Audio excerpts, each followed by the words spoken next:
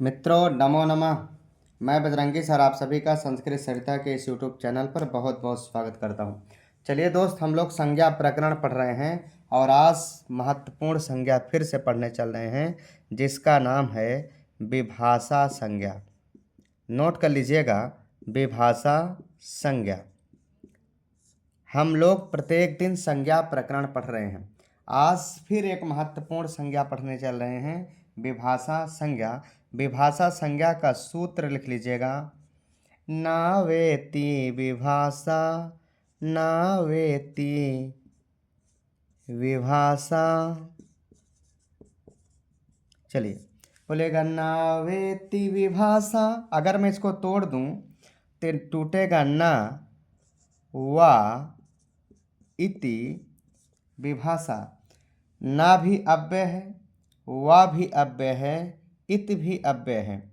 याद रखिएगा, हम यहाँ लिख दे रहे हैं, ना भी अव्यय है, वा भी क्या है, अव्यय है, और इत क्या है, इत भी अव्यय है।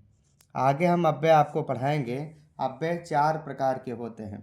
चलिए इधर आ जाइए। तो ना का मतलब क्या होता है? ना माने होता है निषेध, निषेध। और वा माने क्या होता है? वा माने होता विकल्प। बहुत महत्वपूर्ण संज्ञा है।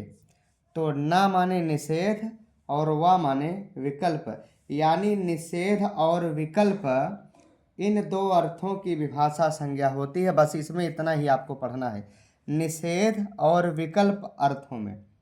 ये दो अर्थ में विभाषा संज्ञा होगी। तो आप यहाँ लिखना हो तो लिख लीजिएगा, निषेध और विकल्प अर्थ में। किस किस अर्थ में? तो निषेध अर्थ में और विकल्प, यानी निषेध और विकल्प, इन दो अर्थों की विभाषा संज्ञा होती है। मैं यहाँ लिख भी दे रहा हूँ, निषेध और विकल्प, विकल्प इन दो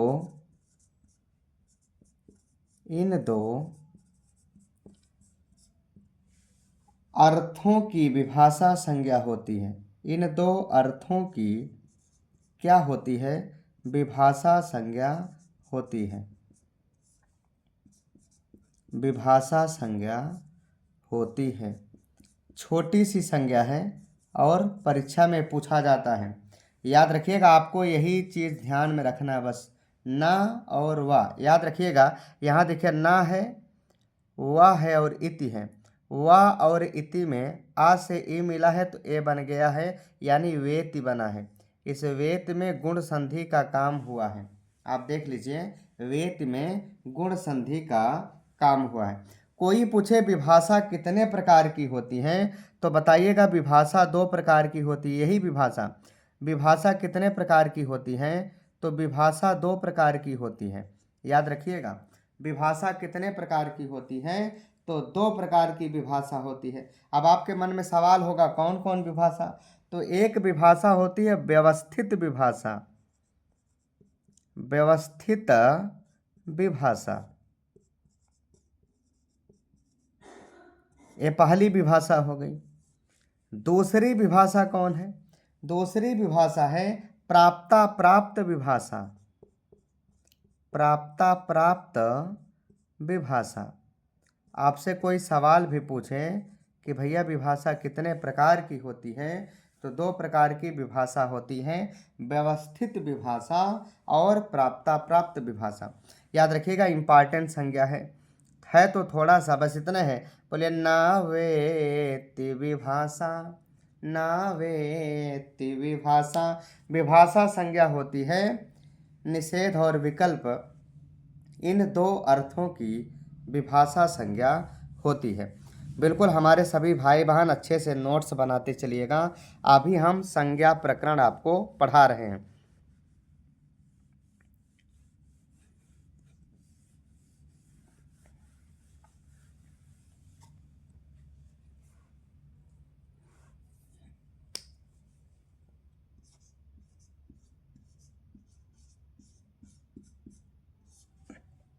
अगली संज्ञा लिखिएगा, संहिता संज्ञा।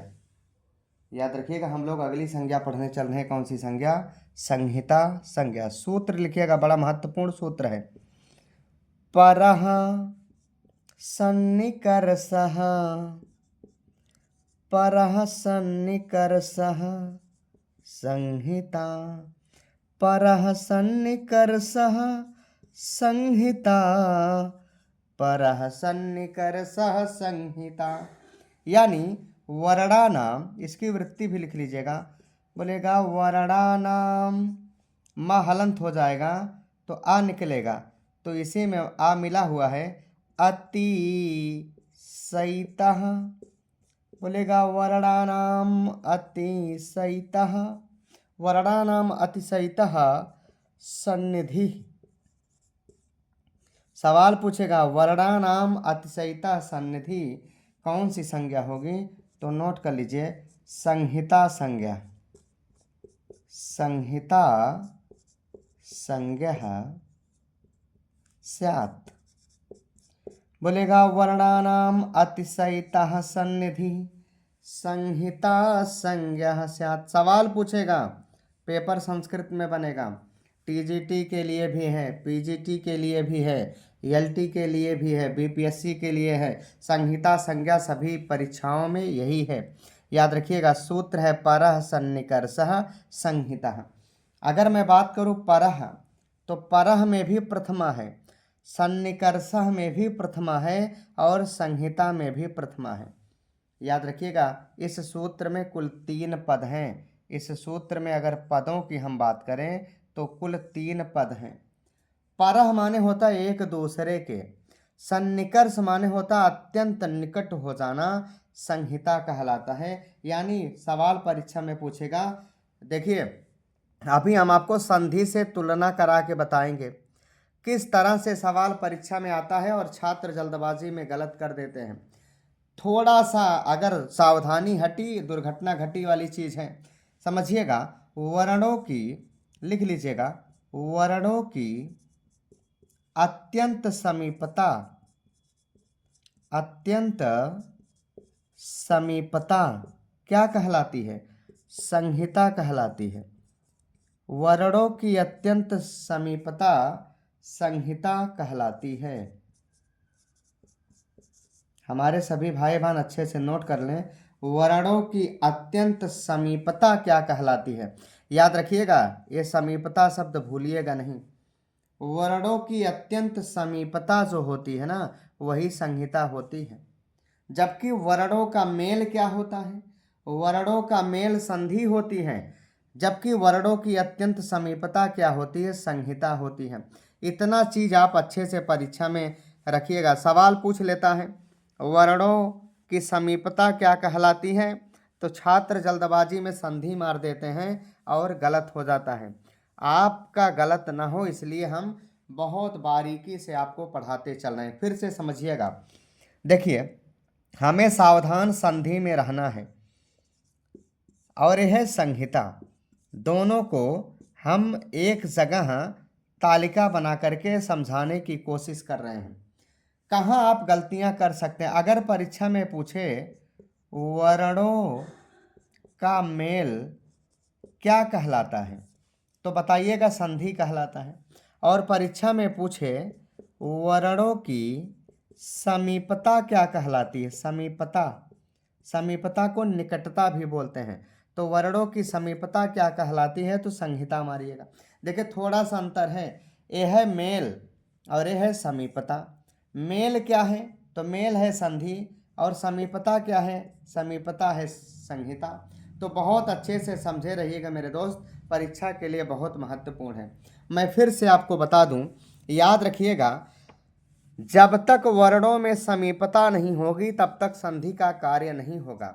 इसलिए संधि के पहले, मैं यहाँ फिर से लिख दे रहा हूँ, संधि के पहले, संधि के पहले संहिता अनिवार्य होती है। संहिता क्या होती है? अनिवार्य होती है, अनिवार्य होती है। हमारे सभी भाई बहन अच्छे से नोट कर लें। याद रखिएगा, संधि के पहले संहिता अनिवार्य होती है। जैसे मान लीजिए आ है और ए भी आ है, जब आ और आ में परिचय हुआ, एक आ दूसरे आ के समीप है, इसी समीपता का नाम क्या है? संहिता है। परंतु जब आ और आ मिल जाएगा तो आ बनेगा। यही मिलने की प्रक्रिया क्या कहलाती है? संधि कहलाती है। याद रखिएगा, इस बात को मैं यहाँ लिख दूं, लौकिक भाषा में समझिए, सामान्य भाषा में। एक आ दूसरे आ से सर्वप्रथम परिचय प्राप्त करता है, परिचय। और जब परिचय हो जाएगा तो तुरंत क्या होगा? तुरंत मेल हो जाएगा। याद रखना, पहले क्या होता है, जैसे देखिए लड़का लड़की परिचय प्राप्त करते हैं, कन्या पक्ष वर पक्ष आपस में परिचय प्राप्त करेगा तब मेल होगा। जो परिचय प्राप्त होता है ना, उसी का नाम संहिता है। सामान्य भाषा में समझिए, कभी नहीं भूलेगा ना। आप देखिए, लड़की के पिता लड़के के घर जाते हैं, सबसे पहले परिचय होगा। याद रखिएगा, पहले मेल नहीं हो जाएगा, मेल होना तो शादी है। पहले लड़की पक्ष वर पक्ष के घर जा कर के परिचय प्राप्त करेगा, सब कुछ पूछेगा, सारी चीज़ें अच्छे से पूछने के बाद जब सब कुछ सही हो जाएगा, जब तक ये परिचय हो रहा था ना, तब तक तो संहिता वाली प्रक्रिया थी। और जैसे परिचय हो गया, अब तुरंत मेल हो जाएगा, मेल। और मेल होना क्या है? संधि है। अब तो आप समझ गए, वर्णों की समीपता क्या कहलाती है? संहिता कहलाती है। और वर्णों का मेल क्या कहलाता है? वर्णों का मेल संधि कहलाता है। अब देखिए, संधि के पहले संहिता अनिवार्य होती है, याद रखना। संधि के पहले संहिता होगी, पहले संहिता होगी तब संधि होगा, पहले परिचय होगा तब मेल होगा। आप सामान्य भाषा में इस बात को अच्छे से क्या किए होंगे? समझ गए होंगे। याद रखिएगा मेरे दोस्त, बहुत इंपॉर्टेंट है। हम आपको संहिता पढ़ा रहे हैं सामान्य भाषा में। सामान्य भाषा का मतलब है कि आप देखिए, कोई भी चीज़ पहले हम लोग परिचय प्राप्त करते हैं, कहीं भी आप देख लीजिए पहले परिचय होता है, और जैसे परिचय हो जाता है ना तो तुरंत मेल हो जाएगा। तो वर्णों का परिचय होना, या यूं कह लीजिए वर्णों का अत्यंत निकट होना, वर्णों का अत्यंत समीप होना क्या कहलाता है? संहिता कहलाता है। और वर्णों का मेल हो जाना संधि कहलाता है। आप सभी भाई बहन अच्छे से इस बात को क्या किए होंगे? समझ गए होंगे। अच्छा, संहिता के बारे में एक बड़ी बात समझ लीजिए, संहिता कहाँ कहाँ अनिवार्य होती हैं और कहाँ वैकल्पिक होती हैं, ये परीक्षा में खूब पूछा जाता है। तो मैं फिर से ही एक डायग्राम बना दे रहा हूँ। देखिए, एक पद में संहिता क्या होती है? एक पद में संहिता अनिवार्य होती है। कहाँ कहाँ अनिवार्य होगी लिख लीजिएगा। और कहाँ अनिवार्य होगी संहिता? धातु और उपसर्ग में, धातु और उपसर्ग में संहिता अनिवार्य होती है। और याद रखिएगा मेरे दोस्त, और कहाँ अनिवार्य होती है? तो समास में, समास में संहिता अनिवार्य होती। अनिवार्य को ही आप नित्य कह लीजिए, मैं ब्रैकेट में यही लिख दे रहा हूँ, नित्य। तो ये डायग्राम आप अच्छे से समझे रहिएगा। एक पद में संहिता अनिवार्य अर्थात क्या होती है? नित्य होती है। धातु और उपसर्ग में संहिता अनिवार्य अर्थात क्या होती है? नित्य होती है। समास में संहिता अनिवार्य अर्थात नित्य होती है। लेकिन याद रखना मेरे दोस्त, वाक्य में क्या होती है? वाक्य में क्या होता है? संहिता वाक्य में याद रखिएगा वैकल्पिक होता। मैं यहीं पर लिख दे रहा हूं, वैकल्पिक। इस बात को भूलिएगा नहीं, वाक्य में क्या होता? वैकल्पिक। कैसे इस बात को याद करेंगे? देखिए, वा से वाक्य, वा से वैकल्पिक, अब भूलेंगे नहीं। अब इसी वैकल्पिक को ऐच्छिक भी कहते हैं, ऐच्छिक। तो आप ये सवाल पूछा जाएगा, केवल यही एक आप याद कर लीजिए, बस लास्ट वाली लाइन। संहिता वाक्य में वैकल्पिक यानी ऐच्छिक होती है, बस इसी बात को याद कर लीजिए। हम इसको एक घेरे में कर दे रहे हैं, ये देखिए घेरे में हमने इसको कर दिया। इस चीज़ को भर आप याद कर लीजिए बस। संहिता वाक्य में क्या होती है? वाक्य में ऐच्छिक यानी वैकल्पिक होती है। तो हमारे सभी भाई बहन अच्छे से क्या कर लें? नोट कर लें। संहिता एक पदे नित्या। देखिए, एक पद में संहिता नित्य होती है। एक पद का मतलब, जैसे मान लीजिए, जैसे कहीं सदा धन एव है, एक पद का हम आपको उदाहरण बता दें। एक पद का आप उदाहरण देखिए। जैसे मान लीजिए सदा धन एव है, तो आप सदा एव नहीं बोलेंगे, आप सदैव बोलेंगे। देखिए यहाँ पर हो गया, हुआ कि नहीं? एक पद का उदाहरण। जैसे मान लीजिए विद्या और आलय है, विद्या है और आलय है, तो आप ऐसा नहीं बोलेंगे कि वह विद्यालय जाता है, ऐसा नहीं बोलेंगे। यहाँ आपको संहिता देखिए, आ के बाद आ आया है ना, तो वर्णों की अत्यंत समीपता संहिता कहलाती है, और संहिता है तो संधि हो जाएगी, क्या बनेगा? विद्यालय बन जाएगा। यहाँ विद्यालय आपको बनाना अनिवार्य है, आपको बनाना पड़ेगा। तो ये हमारा एक पद का हो गया। अच्छा, धातु और उपसर्ग का देख लीजिए। धातु और उपसर्ग का, धातु और उपसर्ग का, कहीं धातु और उपसर्ग होगा ना, तो ये कार्य नित्य होगा, ये कार्य आपको करना ही पड़ेगा। जैसे मान लीजिए है निधन अवसत, निधन अवसत, याद रखिएगा ई के बाद आ है ना, ई के बाद आ समान स्वर है, तो ई का क्या होता है अण संधि में, ई की जगह या हो जाएगा, क्या बनेगा? न्यवसत। आपको न्यवसत बनाना ही पड़ेगा। याद रखिए, किसी वाक्य में आप नि अवसत प्रयोग नहीं कर सकते, आप न्यवसत प्रयोग करेंगे, आपको करना ही पड़ेगा ना। तो ये हमारा एक पद का उदाहरण भी आपने देख लिया, धातु और उपसर्ग का भी आपने उदाहरण देख लिया। समास है, इस समय हम ऑफलाइन में समास और ऑनलाइन में भी समास पढ़ा रहे हैं। जो भाई बहन ऑफलाइन ऑनलाइन की कक्षा लेना चाहते हैं वो बिल्कुल पढ़ सकते हैं। चलिए, मैं समास की अगर बात करूं, समास की, तो समास में भी संहिता क्या होती है? नित्य यानी अनिवार्य होती है। जैसे आपने एक उदाहरण देखा होगा, वागर्थाविव, देखा है ना, वागर्थो, वागर्थो धन इव। आप देखिए औ के बाद ई है, तो औ की जगह अयादि संधि में आव होता, आव, क्या बनेगा? वागर्थाव, और ई लगेगा तो वागर्थव व्यू बन जाएगा, वागर्था व्यू। तो याद रखिएगा वागर्थव इव है, वागर्थव इव, अयादि संधि यहाँ आपको करना ही पड़ेगा। याद रखिएगा, आप अयादि संधि में क्या बना लेंगे? वागर्था व्यू। तो आपने पढ़ा भी होगा वागर्था व्यू संपृक्तौ ना, तो आ जाइए। चलिए देखिएगा, वागर्थौ धन इव, क्या होगा? अगर मैं इसको तोड़ दूं तो वागर्थ हलंत हो जाएगा, औ निकलेगा, और इधर क्या है? इव। औ की जगह क्या होगा? औ की जगह अयादि संधि में आव होगा, यहाँ से इव पूरा का पूरा उतर आएगा, और यहाँ क्या उतरेगा? यहाँ वागर्थ उतर आएगा ऐसे। अब आपको मिला देना है, बस मिला दीजिए।